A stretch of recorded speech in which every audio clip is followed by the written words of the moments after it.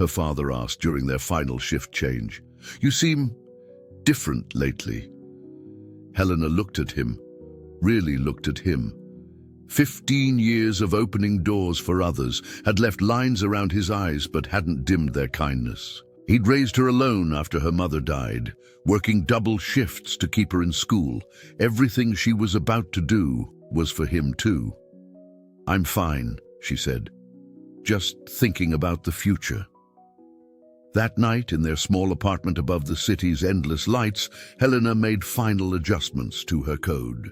The program was beautiful in its complexity, a digital key that would unlock doors kept closed for generations. Her laptop screen reflected the contrast of her world, lines of elegant code written from a desk made of salvaged wood, breakthrough algorithms created in a room where the ceiling leaked when it rained.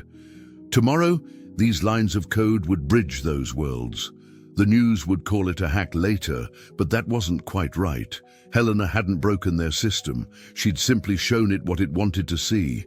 Like her uniform, like her careful smile, like the way she'd learned to move through their world without disturbing its surface. She thought about the other students like her, the cleaning lady's sons who solved complex equations between shifts, the bus drivers' daughters who read physics textbooks during their commutes. After tomorrow, they would know it was possible. The gates could be opened. Helena's fingers moved across the keyboard one last time, checking each line of code. The program was perfect. She'd made sure of that. It had to be, because tomorrow wasn't just about getting in. It was about proving that minds like hers had always belonged there. The city lights flickered outside her window as she finally closed her laptop. In 12 hours, acceptance letters would go out, her digital ghost would secure her place, and then, one by one, the carefully maintained walls between Brazil's social classes would begin to crack. Revolution in 2024 didn't need guns or guards. Sometimes it just needed the right algorithm and the courage to press enter. Morning came with the sound of traffic and her father preparing for his shift. Helena dressed carefully in her uniform, checking that every button was perfectly aligned.